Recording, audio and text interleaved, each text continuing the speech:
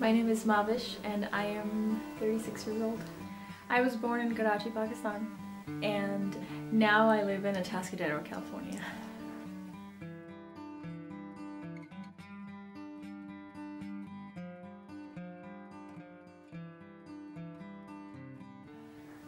I didn't really feel any different, but also back then I didn't have the hijab. I didn't do the hijab. And I wonder now how different I would have felt. So I came in 2001 and I feel like I started doing it in 2008, 2009. So that span of time I was in the US community and I was observing them and studying them and just, taking mental notes. And I noticed something. I noticed this phenomena of an identity crisis. I noticed a lot of children especially who just didn't know who they were or where they were from. And so my first worry was that I don't want my kids to suffer from an identity crisis. I wanted my kids to be really strong and feel good about who they are and where they come from. At least know who they are and where they come from.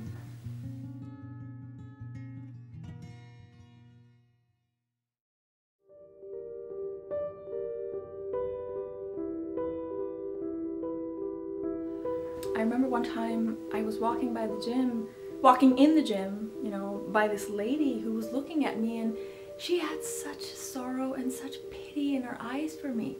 And I just looked at her and I smiled and I said, hello. And so it was like she was in a trance and she just snapped out of her trance and she smiled and said hello back. I'm a Muslim woman. I go to Cal Poly. I'm acquiring a biomedical engineering degree.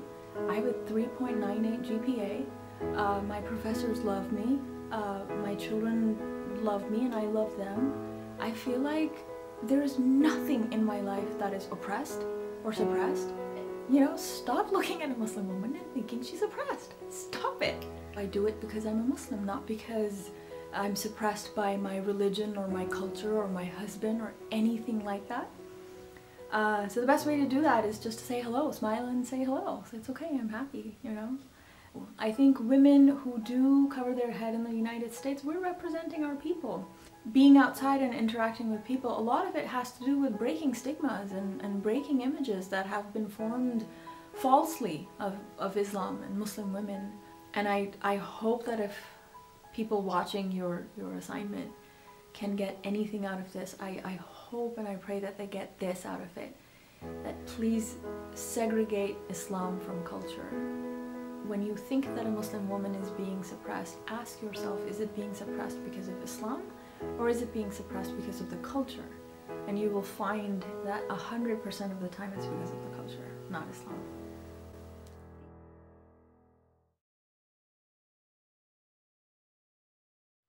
It's just funny how destiny works and how our paths change. Siempre dentro de mi corazón tenía ese anhelo de llegar un día a venir a conocer al país más grande del mundo. Fue la que me convenció no nada más de quedarme aquí, sino de no volver más a mi país, a México. Cuando llegué yo a San José, California específicamente, éramos un grupo de amigos que nos gustaba mucho ir a bailar. Me invitaban, pero yo estando enfermo, me encontraba enfermo de gripa, decidí mejor bañarme y quedarme en casa. Y lo que es el destino, volvieron estos muchachitos y me dijeron, mira, tómate un buen trago de tequila y te vas a sentir bien, te vas a curar bien. Me lo tomé y me dijeron, ¿cómo te sientes? Le dije, no, pues mejor. Entonces si nos acompañan, bueno, pues últimamente, denme otro traguito de tequila y los acompaño. Nos fuimos a conocer el amor de mi vida. By then I was living in San Jose and I was engaged to be married to a young fellow that was in the Navy. And he was away, it was during the Vietnam War. I loved him, but I wasn't in love with him. One of my cousins came from Mexicali to visit here in California. And it was a day where I wasn't feeling good that day because I'd had the flu all week. But she came and her sister called me and said, can you take Eva to a dance? I told my cousin, I'm not going to dance tonight. I'm just going to, you know, enjoy the music. You go ahead and enjoy yourself. And he passed in front of me, and then he did a double take and came back. Fui a sacarla a bailar y de momento me dijo, no, sabe que no bailo porque estoy cansada. Le dije, por favor, no me diga eso. Mira, atravesé todo el salón y me va a decir, me va a dejar aquí colgado. Venga, baile conmigo. Ándele pues, vamos a bailar. Y tocó la coincidencia que los dos pues, éramos buenos bailadores. And guess what? He would not let me sit down after that. So the night ended after all that great dancing. And when he took me to the car, we said goodnight. I stretched out my hand to thank him for walking us to the car, and he kissed me. Well, my other hand went out and I slapped him. He didn't expect that. And I said, dancing with me doesn't give you the right to kiss me. So. Even after the slap, he wanted my phone number. Sirvió, parece que no, pero eso me ayudó para que miren ahora, la convencí. He said, I just want to be your friend. I just moved to San Jose, so I don't have a lot of friends. So that's how it all started. And after a year, we got married.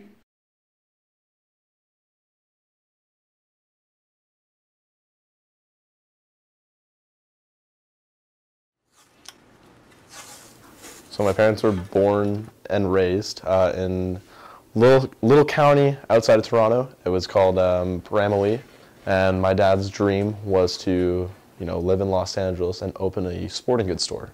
So he ended up moving here with his wife, my mom. He opened a Play It Again Sports in Sherman Oaks. He was really pushing hockey as well in this Los Angeles county. The only game that he missed coaching was the championship game, and it was because I was being born. Game on, eh? I was born into hockey, basically.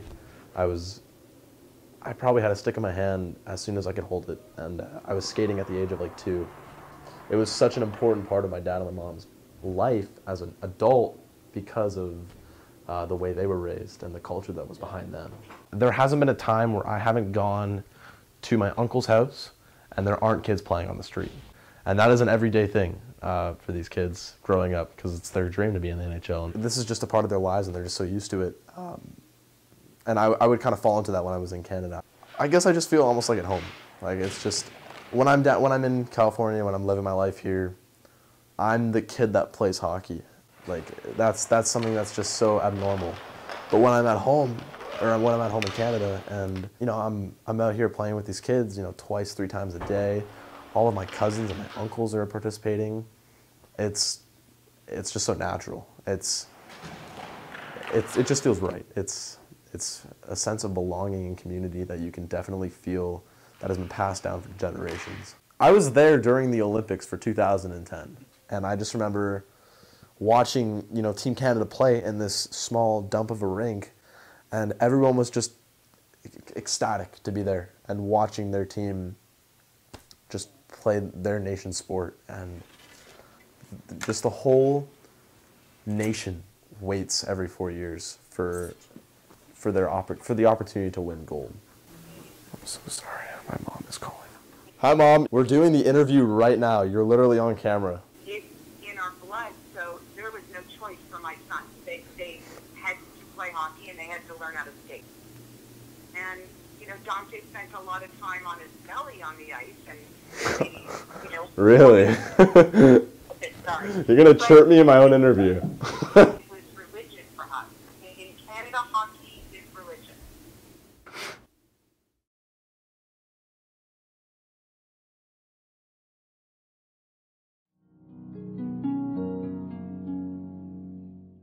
Art is an expression of yourself in a colorful and spiritual way. Spiritual because I feel like when you do art, it like you get lost in like the stream of consciousness, and like it spiritually like rejuvenates you. I think it like helped me search like who I am and who I want to be. I paint. I do a lot of drawings. I have like a whole like sketchbook full of like just doodles and to like ease my mind. You can tell from like some of my art pieces where like there's like cultural clashings like with like Chinese brush painting and like watercolor. It just adds a little like color and spark to my life. I value those traditions and I want to keep it for like the next generation. I left Shanghai when I was 4 and I immigrated here to the US with my mom. My dad, he was already here before us and we got our visa and then we kind of reunited with my dad. 2-3 years after he came here. I was 4 and I believe it was like in 2002. The oldest story I remember was I think probably like just living in a little nice neighborhood where everyone knew each other and then everyone there was like family to me. When I was the only child there, I got a lot of attention and I enjoyed watching TV shows with my grandparents, playing the piano with my mom and going to the garden and chasing butterflies. I think it was more fun because when I came here it was just like school began and then it was really just busy. I never really had like free time where like I can do things I like chasing butterflies and watching TV shows. Coming here really taught me how to like be responsible and independent because back there I had like so many people I can rely on. It was hard adjusting. Like I always wanted to fit in, but I feel like in kindergarten, 1st grade when we were young, I felt like I didn't fit in. Like I wanted to like change to be like everyone else. And then now you realize that like being different is like what makes you unique and like you should really just accept who you are and like not change to like follow like society's standards. I definitely feel like I changed, you know, like as we grow older we change, but there's definitely that part of who I was when I was like 4 years old still inside of me. There's like obstacles and like winds and like roller coasters, ups and downs, but it really did make me who I am today and it definitely made me stronger.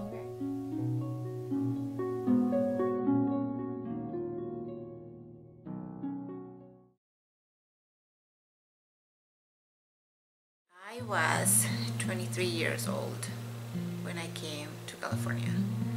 Do you want to know the whole story? Yeah. Okay, so the whole story was that your dad was in Ecuador with the Peace Corps. And then after we were dating for 6 months, we were like, we should get married. So in 2 weeks, we set up a wedding date so we can do all the paperwork so I can come back as a wife. And then the following month, I think 3 weeks later, we moved to the States. I wasn't thinking. I was like, I'm going with my love. It's gonna be okay. I wasn't afraid. I was like, I'm ready to go. Let's go. Ready for the adventure. I left behind my whole family. My 5 brothers and my sister and my parents and my nephews and all my friends, my pets. I left everything and everybody behind. I cried every single night my first year of marriage. Every night and every day. It was really hard. People always ask people that come from other countries, you know, when you move to the States, it's like this is your home and this is, you know, you make that choice and you should feel comfortable. But it took me years to get used to living in the States. And now when I go back to the house where I grew up, it's not my home anymore. Although I miss the food and I miss my family and my nephews and everybody else, I want to come back and sleep in my bed and then live in my house. It finally used to living in the States. It's gonna be 24 years this March.